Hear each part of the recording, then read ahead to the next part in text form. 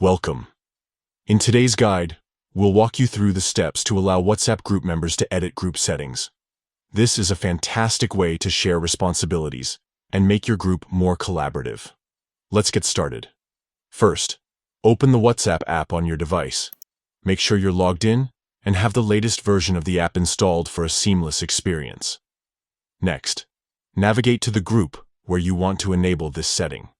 Tap on the group to open the chat window. Once inside, look at the top of your screen and tap on the group name. This will take you to the group's information page. Now, scroll down until you see an option labeled Group Permissions. Tap on it to access the Permissions menu.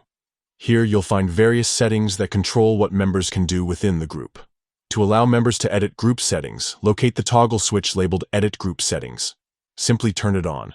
Once activated, all members of the group will be able to make changes, such as updating the group name, icon, or description. And that's it.